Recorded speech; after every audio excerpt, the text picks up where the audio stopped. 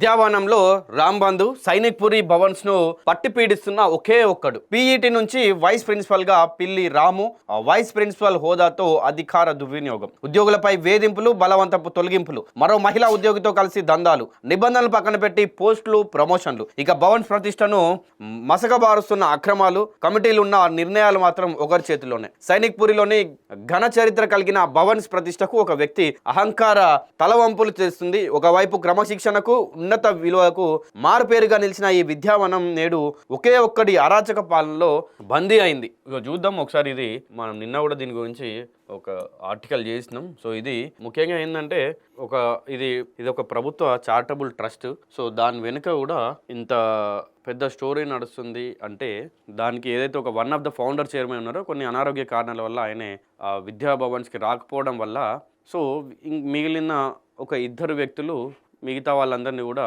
పాత ఉద్యోగులను తీసేసి కొత్త వాళ్ళని నియమించుకొని సో ఇట్లాంటివి చేస్తూ ఉన్నారు. సో దీంట్లో ఇద్దరిలో కూడా మెయిన్ ఒకరే.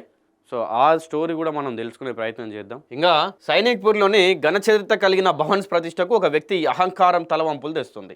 ఒకప్పుడు క్రమశిక్షణకు ఉన్నత విలువలకు మారుపేరుగా నిలిచిన ఈ విద్యావనం నేడు ఒకే ఒక్కడి అరాచక పాలనలో బందీ అయింది. మేనేజ్మెంట్ కమిటీలు, వైస్ చైర్మన్లు, సెక్రటరీల ఉనికి నామమాత్రంగా మారిపోగా ఒక సాధారణ ఉద్యోగి విద్యా సంస్థ మొత్తాన్ని తన గుప్పెట్లోకి తీసుకోవడం విస్మయానికి గురిచేస్తుంది. ఇక తన మాటే శాసనంగా, తన నిర్ణయమే అంతిమంగా మలుచుకొని సహోద్యోగులను భయభ్రాంతులకు గురిచేస్తున్నాడు. భవన్స్ విద్యా సంస్థల ఘన చరిత్రను మసకబారుస్తూ సంస్థను వ్యక్తిగత జాగిరిగా మార్చుకున్న ఆ ఒక్కడి అరాచక సామ్రాజ్యంపై ఆదాబ్ హైదరాబాద్ అందిస్తున్న ప్రత్యేక కథనం ఇది.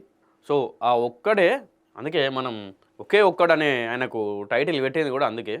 సో ఆ మొత్తంగా కూడా ఏదైతే విద్యా భవన్స్ ఉన్నాయో దాన్ని అన్నింటి కూడా ఒక్కడి చేతిలోకి తీసుకొని ఇందాక నేను చెప్పినట్టుగా పాత ఉద్యోగులని తొలగించి కొత్త వాళ్ళని నియమించుకొని సో ఆయన ఇష్టానుసారంగా నడిపిస్తూ ఉన్నాడు. ఇక ఆయన ఒక సాధారణ ఉద్యోగి మళ్ళీ దాంట్లో. ఇక ఎంతో ఉన్నతమైన ఆలోచనలతో ఏర్పడి గొప్ప చరిత్ర కలిగిన భవన్స్ విద్యావనం నేడు ఓ చీడ పురుగు చేతిలో బందీ అయింది. మేనేజ్మెంట్ ఇతర ఏ కమిటీలు లేవు. వైస్ చైర్మన్, సెక్రటరీ, డైరెక్టర్లు వీరంతా ఉన్నా లేనట్టే. అంతా ఒకే ఒక్కడు అన్ని రకాల పదవులను ఎంజాయ్ చేస్తున్నాడు. అతడే పీఈటీ, అతడే పీడీ, అతడే వైస్ ప్రిన్సిపల్.